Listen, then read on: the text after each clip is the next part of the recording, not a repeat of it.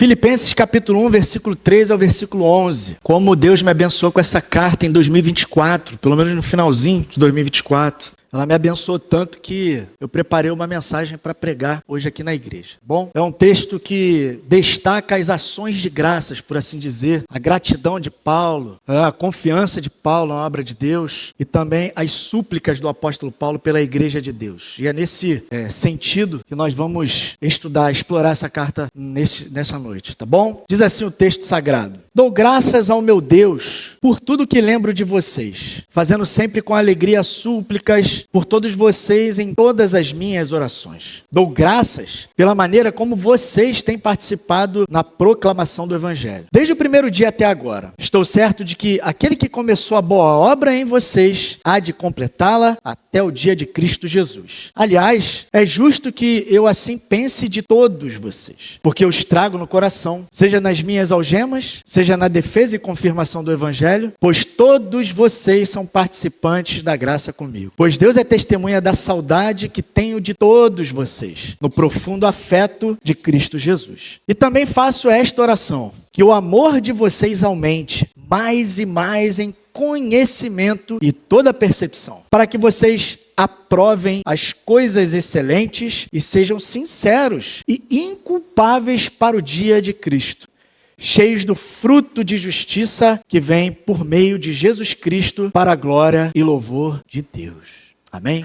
Vamos orar. Senhor, nós te agradecemos pela Tua palavra, Senhor. Tua palavra é digna de toda a nossa atenção, Senhor. Que ela nos abençoe nesta noite, que ela encontre um lugar no coração da gente onde possamos acolher, também desfrutar da Tua palavra. E não é só isso, Senhor. Além disso, praticar a Tua palavra, Senhor. Que ela produza o resultado pelo qual o Senhor a designou para essa noite, Senhor. Que saímos daqui desse lugar ricamente abençoado por ela. Em nome de Jesus, amém e amém. A carta aos Filipenses, ela foi escrita pelo apóstolo Paulo quando ele estava preso, encarcerado em Roma. Embora haja algumas discussões em relação ao encarceramento dele, alguns discutem se ele estava encarcerado em Cesareia, o que faz mais sentido é que ele estivesse encarcerado em Roma. Até porque no versículo 12 em diante, ele fala que até mesmo o evangelho foi pregado aos soldados romanos, né? Ao que indica que ele estava realmente em Roma e o evangelho estava sendo compartilhado, estava progredindo durante esse encarceramento. Nessa carta, ele aborda os temas mais importantes, conhecidos de muitos de nós, como, por exemplo, a justificação pela graça. Nós lemos isso no capítulo 3, versículo 3. Do capítulo 3, versículo 3, e dos versículos 7 ao 9, ele dá uma ênfase nesse tema. Ele fala muito sobre humildade cristã, no capítulo 2. A Santíssima Trindade tem um foco central também nessa carta. Ele sempre se movimenta entre a pessoa de Deus, quando se dirige a eles. Ele enfatiza muito a pessoa de Jesus, muitas vezes falando em Cristo Jesus, em outros momentos em Jesus Cristo, e também enfatizando a importância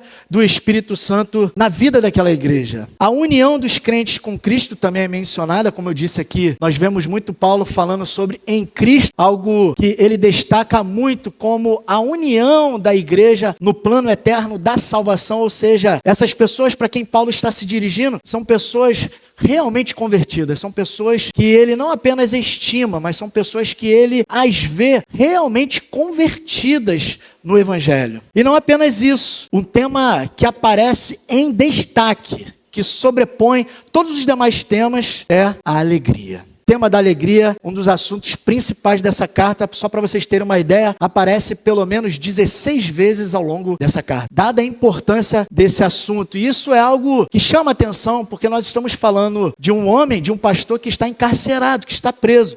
Mas o tom dele, ao escrever esta carta, não é o tom de uma pessoa mal-humorada, não é o tom de uma pessoa ranzinza, ferida, cabisbaixa, alguém abatido, mas alguém que está alegre. Como é que pode algo assim, né? E se você quiser saber qual era a fórmula do apóstolo Paulo para enfrentar esse encarceramento e as lutas que ele estava enfrentando enquanto estava na prisão, basta você ter o que ele chama de alegria no Senhor. Todos nós que somos cristãos, nós enfrentamos dificuldades na vida, nós enfrentamos muitas lutas e muitos desafios. A caminhada cristã, ela é marcada por muitos desafios. Todavia, nós somos chamados por Deus a demonstrar a alegria no Senhor, apesar das dificuldades que nós enfrentamos.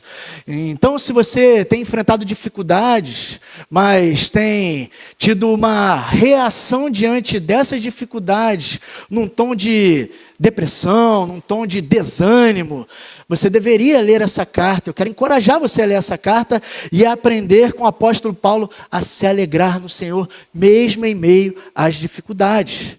E apesar da carta ser uma carta cheia de alegria e até mesmo de louvor a Deus, por ver Deus agindo e como Deus está trabalhando na vida dos filipenses, ela também possui um tom muito sério. Há um tom de seriedade nessa carta, há um tom de alegria. Paulo está feliz e incentivando que eles se alegrem no Senhor, mas ele também trata desse assunto com bastante seriedade, isso para não passar a ideia de que o apóstolo Paulo era um tremendo fanfarrão e estava brincando com o sofrimento da igreja. Há muita gente de palhaçada nesses dias, brincando com o sofrimento, tratando a dificuldade dos cristãos como se dificuldades deveriam ser encaradas apenas você forçando um sorriso de alegria. Há momentos que nós passamos por dificuldades e nós ficamos abatidos mesmo. Nós ficamos tristes, nós desanimamos. Todavia, nós somos encorajados a não nos mantermos assim, mas também não sermos arrogantes ou desleixados com a realidade do sofrimento cristão. Por isso nós precisamos tratar os desafios da fé cristã com seriedade. O apóstolo Paulo fala num tom alegre, mas tratando dos desafios daquela igreja com um tom de muita seriedade. Isso porque a igreja estava enfrentando oposições e a pressão de falsos ensinos. Eram pressões que afetavam a igreja, pressões tanto externas como pressões internas. A igreja estava enfrentando conflitos entre os próprios membros por causa da pressão que recebiam de fora e que estavam ameaçando o testemunho daquela igreja e até mesmo a sua capacidade de resistir a esses ataques. Quando a igreja ela enfrenta ameaças externas, ela pode sucumbir a esses ataques. Os problemas que nós enfrentamos no nosso dia a dia afetam a nossa vida na igreja, afeta a nossa vida emocional, afeta a nossa vida social e afeta a nossa vida também espiritual, não é verdade? Afeta. O que você enfrenta no seu trabalho vai influenciar às vezes no seu casamento, vai enfrentar até mesmo na maneira como você está se relacionando com a sua esposa, com o seu cônjuge, né? Porque aqui a gente está falando também para maridos. Afeta também a nossa relação com os nossos filhos, afeta a nossa esfera, né, espiritual, por assim dizer, e até mesmo as nossas emoções, a nossa vida psicológica, ela também é influenciada, e pode afetar também os nossos relacionamentos na igreja, não afeta? Afeta. Ameaças externas afetam a nossa vida em comunidade. O apóstolo Paulo quer instruir a igreja como lidar com essas questões que ameaçavam a qualidade, a saúde espiritual daquela igreja. E uma igreja que estava progredindo, uma igreja que estava avançando, uma igreja que começou no evangelho, respondeu com fé à mensagem do evangelho e ela não parou. A igreja que estava avançando, que estava progredindo. E o apóstolo Paulo, portanto, ele está preocupado sobre como a igreja está enfrentando esses ataques e como o testemunho da igreja precisa continuar firme e eles precisam continuar avançando. E é por isso que ele escreve para encorajar e ensinar os filipenses a seguir firmes, seguir na fé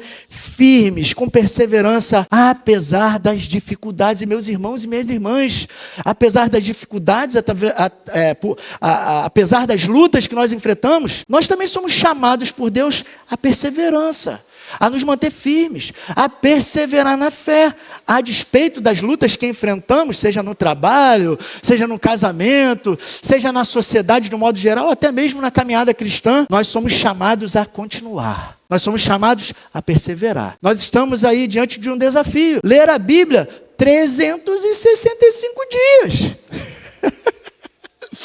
300, já parou para pensar nisso? São 365 dias. Deixa eu até beber a água aqui, que deu até sede. 365 dias. Muitos desafios vão se levantar.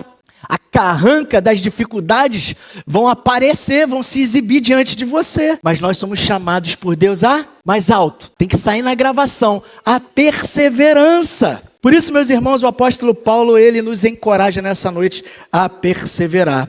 A relação de Paulo com essa igreja, ela é uma característica também essencial aqui, porque nesta carta, se há algo que o apóstolo Paulo destaca em demasia, com ênfase, é a sua afeição pela igreja, é o seu amor pela igreja, é a sua preocupação, o seu amor, o seu interesse pelo progresso, pela saúde daquela igreja. Portanto, o capítulo 1, ele destaca essa relação do apóstolo Paulo com os filipenses. E esse é o assunto que eu quero tratar com vocês nesta pregação. A relação do apóstolo Paulo com os filipenses é um exemplo, ou até mesmo serve como modelo de como deve ser a nossa relação com a igreja de Cristo. Como tem sido a sua relação com a nossa igreja local? Como você se relaciona com ela, com a vida da nossa igreja? Esse texto ele nos apresenta como o apóstolo Paulo se relacionava com aquela igreja, embora estivesse encarcerado. E serve como uma base firme pela qual nós devemos nos ancorar hoje, para que, a despeito das dificuldades que enfrentamos, nós possamos ter a atitude correta em relação à nossa igreja. A nossa relação com a nossa igreja, ela deve ser marcada de 3 maneiras. E a primeira está no versículo 3 ao versículo 5. A primeira maneira que marca a nossa relação, que deve pelo menos marcar a nossa relação com a nossa igreja, é a gratidão a Deus. Vamos ler do versículo 3 ao versículo 5? Diz assim, ó: dou graças ao meu Deus por tudo o que lembro de vocês, fazendo sempre com alegria súplicas por todos vocês em todas as minhas orações. E dou graças pela maneira como vocês têm participado na proclamação do Evangelho desde o primeiro dia até agora. Vejam, uma das marcas dessa relação é a gratidão a Deus. O apóstolo Paulo diz que a gratidão a Deus pelas boas lembranças, por toda a lembrança que ele tem dos filipenses. Ele está agradecendo, ou ele está Eucaristia. Essa expressão que ele usa aqui de agradecimento pode ser traduzida como Eucaristia. Algumas pessoas podem até ter preconceito, porque Eucaristia é uma expressão muito usada no catolicismo.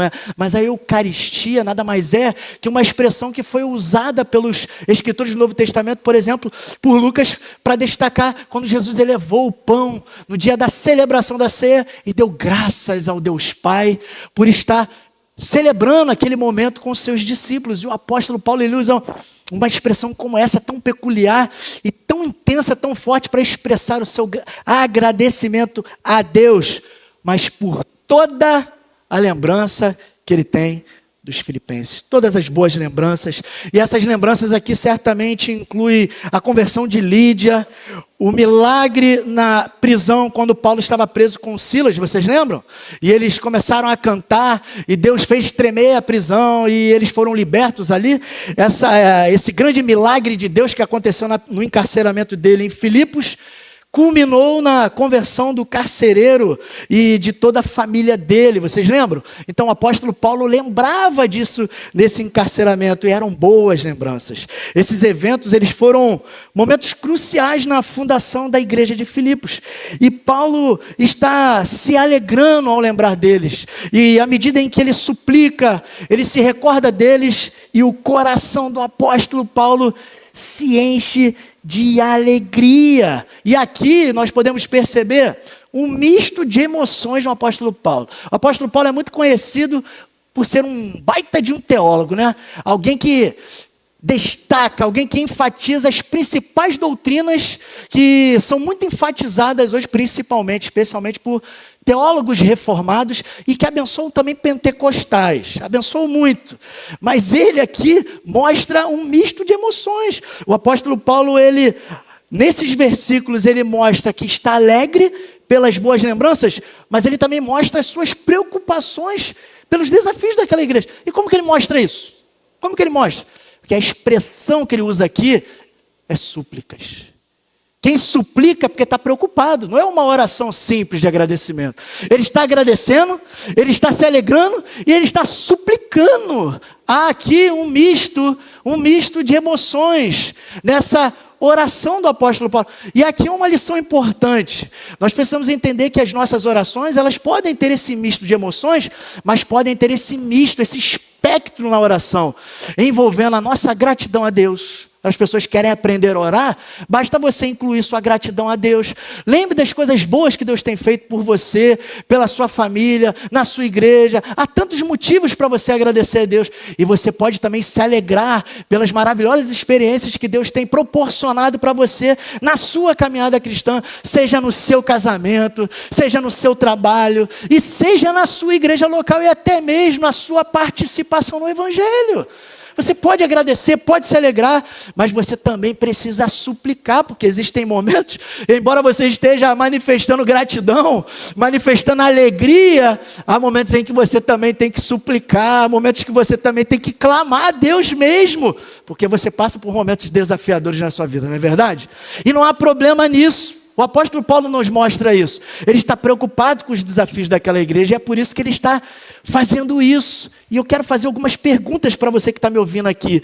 Quando você se lembra dos seus irmãos em Cristo, como você se lembra da nossa igreja? Você ora por eles? Você ora por mim? Será que nós oramos uns pelos outros? Você ora pelo seu irmão que está à sua direita? Você ora pelos seus irmãos que estão à sua esquerda? O que acontece no seu coração quando você lembra da nossa igreja? Seu coração se enche de alegria? Você mostra preocupação com os desafios que os seus irmãos estão enfrentando na sua caminhada cristã? Você consegue idealizar, vislumbrar isso em suas orações? Como você pode demonstrar, como nós podemos demonstrar maiores cuidados pelos nossos irmãos? Além apenas de agradecer a Deus, além de apenas nos alegrar em Deus, além de apenas orar por eles. Existem atitudes que nós podemos praticar ou demonstrar que podem até mesmo ser uma maneira de mostrar a nossa relação com a nossa igreja, uma relação mais íntima, mais efetiva, mais afetuosa, mais amorosa. Existem muitos atos que nós podemos praticar que demonstram o nosso zelo e o cuidado pela nossa igreja. O apóstolo Paulo está fazendo isso e nos encorajando a refletir a esse respeito. Mas a pergunta é, qual é o principal motivo do apóstolo Paulo se alegrar tanto ao se lembrar dos filipenses? Ele diz isso aí, no versículo 5, na primeira parte do versículo 5. Ele diz que a alegria dele é pela participação deles no Evangelho, na proclamação do Evangelho na nossa tradução. Veja uma outra expressão aqui que ele usa, me chamou a atenção quando eu estava estudando esse texto. É pela coinonia deles, pela comunhão deles na proclamação do Evangelho. E isso me chamou a atenção, porque o conceito que nós temos de comunhão é um conceito muitas vezes distorcido na igreja. Nós, quando pensamos em comunhão, o que a gente pensa? Comer, né, Rafa? A gente pensa assim, eu vou comer hoje, né? Vai ter um evento lá na igreja, eu vou ter comunhão. Aí as pessoas pensam em comer. Eu não tinha pensado nisso não, se foi uma ideia sua agora, né? Pensa em comer. Existem pessoas que pensam em comunhão em uma reunião confortável, com pessoas que a gente gosta, com pessoas maravilhosas, com pessoas agradáveis, né? A gente mistura comunhão com sociabilidade, né? Vamos fazer uma social. Aí a gente diz que está indo fazer uma comunhão, né? E existem pessoas que estão indo fazer uma comunhão, mas fazem uma social, né? E por incrível que pareça, essa expressão coinonia, ela também tem esse aspecto de sociedade, né? Porque, na verdade, a expressão ela se encaixa mais no contexto de contribuição, né? Uma sociedade é o quê? São duas partes ou algumas partes que contribuem para um objetivo comum. E é por isso que o apóstolo Paulo usa essa expressão aqui, coinonia, para dizer acerca da participação, ou da cooperação, ou da colaboração, ou da contribuição deles no Evangelho. Ou seja, aquela igreja era uma igreja enganjada com a pregação do Evangelho, gente. Eles não se reuniam para viverem clausurados. Aquela igreja era uma igreja missionária, era uma igreja comprometida com o avanço do Evangelho. Eles não só estavam avançando, mas como o Evangelho estava avançando através da vida deles. E Paulo é grato por isso. Paulo é grato por causa da contribuição constante dos filipenses na proclamação do Evangelho. E essa contribuição envolvia o quê? Ajuda financeira, ele diz isso no capítulo 4, orações, ele fala isso no capítulo 1, versículo 19, e até a disposição para sofrer pela causa de Cristo. Paulo estava sofrendo encarcerado e eles estavam sofrendo junto com o apóstolo Paulo, apesar desse encarceramento, mas pela mesma causa que ele, conforme diz no capítulo 1, versículo 30. Mas ele diz mais, olha, desde o primeiro dia até agora, ou seja, eles não estagnaram. Eles começaram bem e estavam avançando bem, eles continuavam proclamando o evangelho, participando, ou seja, a participação dessa igreja era uma participação contínua e uma participação duradoura. Portanto, meus irmãos e minhas irmãs, pensem nisso, gravem isso. A comunhão cristã, ela vai muito além do que a nossa convivência social na igreja, envolve um engajamento intencional, está aí uma expressão que o pastor Fábio está usando muito, na proclamação do evangelho. Existem muitas pessoas que mantêm uma relação muito superficial com a igreja, elas congregam, sei lá, estão na igreja, frequentam a igreja mais na condição de espectadores do que contribuintes, do que participantes. Eles não estão tão envolvidos, enquanto existem também aqueles que começaram bem, mas acabaram estagnando na caminhada. Deus está chamando você, minha irmã, Deus está chamando você, meu irmão, a não viver uma vida estagnada, uma vida passiva, e não apenas uma vida como espectador, mas como alguém atuante, como alguém que colabora, como alguém que coopera para o avanço do evangelho. Deus está chamando você a se envolver mais com o avanço do evangelho e a progredir na sua caminhada cristã, apesar das dificuldades que você enfrenta. Mas existe uma outra relação importante destacada aqui, que nos mostra como deve ser a nossa relação com a nossa igreja. A relação com a nossa igreja, portanto, precisa ser marcada pela confiança na obra que Deus está fazendo, na obra de Deus. Conforme ele diz aí dos versículos 6 a 8. Vamos ler? Vamos ler. É bom que você lê, depois eu explico e aplico. Diz assim: estou certo. Olha aí a confiança de Paulo. Ele já está dizendo, estou confiante, estou esperançoso de que aquele que começou a boa obra em vocês há de completá-la até o dia de Cristo Jesus. Aliás, é justo que eu assim pense de todos vocês, porque eu estrago no coração, seja nas minhas algemas, seja na defesa e confirmação do evangelho, pois todos vocês são participantes da graça comigo. Agora ele conclui dizendo: pois tenho de todos vocês no profundo afeto de Cristo Jesus. Olha o que ele diz no versículo 6. Aquele que começou, vai o quê? Completá-la. Paulo está confiante de que Deus, ele não realiza a sua obra pela metade. É isso que ele está falando aqui. O verbo começou e o verbo completar aqui indicam um processo contínuo e perfeito da salvação que Deus começou na vida dos filipenses e que estava comprometido em manter esse processo até o dia do encontro deles com Cristo. Olha que obra maravilhosa. Meus irmãos e minhas irmãs, o que Deus começa, Ele leva até o fim. Existem obras que nós fazemos que a gente começa e a gente não termina, não é verdade? Tem pessoas que começam na faculdade e trancam no caminho. Eu fiz isso várias vezes. Depois eu concluí, né? E aí também acelerei, né? Não parei. E estou cansado por isso. Existem outras atividades no nosso cotidiano que nós começamos e muitas vezes paramos. Mas a gente não pode pegar Deus e colocar Ele numa bolha como se Ele fosse como nós, como ser humano. Deus não é filho do homem não é filho do homem para que se arrependa e nem filho do homem para que minta. O nosso Deus é um Deus perfeito. A obra que Ele começa, Ele conclui. E isso, meus irmãos e minhas irmãs, é o que nos dá segurança de que, mesmo que ainda não tenhamos alcançado a perfeição, Deus está trabalhando em nós até o dia de Cristo. Glórias a Deus por isso. Até o dia de Cristo aqui significa até o dia da nossa glorificação, significa até o dia da linha de chegada, nessa maratona chamada caminhada cristã. O momento em que seremos completamente transformados, receberemos um corpo glorificado. E isso nos ensina que a salvação é algo permanente, meus irmãos. É algo permanente, minhas irmãs. E se Deus começa a obra, Ele não abandona a obra no meio do caminho. E, portanto, é impossível perder a salvação, porque Deus garante que Ele vai concluir tudo o que Ele começou na nossa salvação. Glórias a Deus por isso, meu Deus do céu. Eu fico até entusiasmado. Aliás, é justo pensar assim sobre vocês, versículo 7. A obra de Deus era tão visível que Paulo carrega os filipenses no coração, mas ele carrega também nas algemas, na defesa e confirmação do evangelho, que ele diz aí dos versículos 7 em diante. Eles estavam participando com o apóstolo Paulo da graça. Eles eram colaboradores e participantes da graça. Isso indica que é um vínculo muito mais profundo do que uma simples relação corriqueira entre eles. Isso é muito importante. Olha o que diz o versículo 8. Deus é testemunha da saudade que tem de vocês no profundo afeto de Cristo. Mais uma vez o apóstolo Paulo expressando suas emoções aqui. Traduzida movida pela saudade e pela afeição. A tradução aqui é afeição. A palavra afeição significa literalmente baço ou entranhas.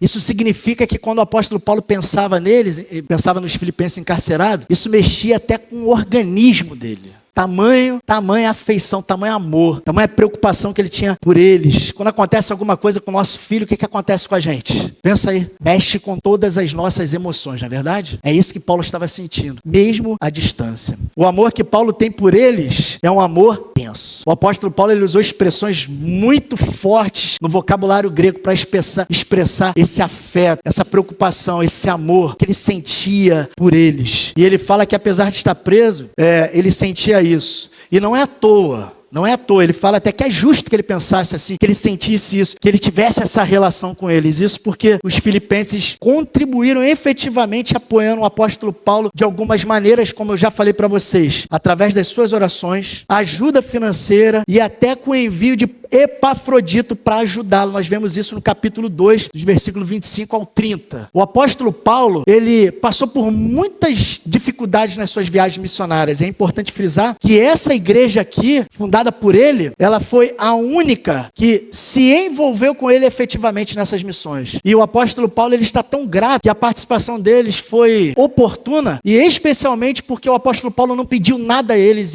todas as igrejas que o apóstolo Paulo abriu, eles foram os únicos que o ajudaram. Meus irmãos, sem ter solicitado nada, eles se envolveram. Essa é a relação que nós temos que ter com a nossa igreja. Não é preciso que o pastor chame você.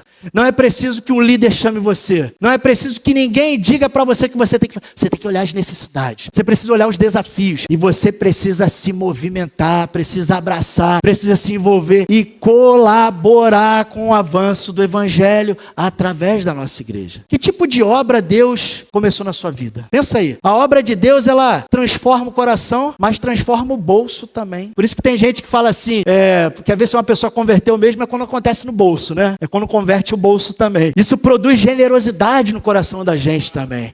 O amor profundo por aqueles que estão se dedicando à missão de Deus. E isso é o tipo de amor que a obra de Deus em nós deve gerar. Amor verdadeiro, não um amor superficial, não uma relação superficial, mas um amor visceral. Um amor intenso, como o apóstolo Paulo sentia por essa igreja sentia por ele. E que nos leva a trabalhar, nos leva a nos envolver com a causa de Cristo. Com a causa de Cristo. A nossa relação com a igreja, portanto, ela deve ser marcada não apenas por gratidão e não apenas pela confiança na obra que Deus está fazendo, mas também pela oração a Deus. Versículo 9 e versículo 11 diz isso. Vamos ler? Já estamos acabando. E também faço esta oração, que o amor de vocês aumente mais e mais em conhecimento e toda percepção, para que vocês provem para que vocês aprovem as coisas excelentes e sejam sinceros e inculpáveis ou irrepreensíveis para o dia de Cristo, cheios do fruto da justiça que vem por meio de Jesus Cristo para a glória e louvor de Deus. Que o amor aumente com discernimento. É isso que o apóstolo Paulo está falando aqui no versículo 9. O amor que Paulo deseja ver crescer nos filipenses, é por isso que ele ora por eles, embora eles fossem crentes participativos, o apóstolo Paulo quer que eles aumentem nessa participação, não quer que eles estagnem, quer que eles aumentem. Geralmente na empresa, a gente faz isso, né? Numa empresa, estou dizendo que o apóstolo Paulo fez isso, estou dando um exemplo aqui a grosso modo. Quando a coisa está bem, né? Você é mais agressivo na meta, né? Se as coisas não estavam indo tão bem assim, mas eles estavam correspondendo bem, apesar das dificuldades que ameaçavam a igreja, o apóstolo Paulo quer que eles avancem mais ainda. E ele quer que eles aumentem. Ele coloca essa expressão aqui, que aumente mais e mais. Ele está falando, é mais, tem que ser mais. Ele quer que esse amor deles cresçam, mas ele não quer que cresça um amor sentimental, um sentimentalismo vazio. Não é esse tipo de amor que Paulo está falando aqui, mas é um amor regulado pelo conhecimento bíblico, pelo conhecimento das escrituras, pelo conhecimento da palavra de Deus. O mesmo apóstolo Paulo que escreveu 1 Coríntios dizendo que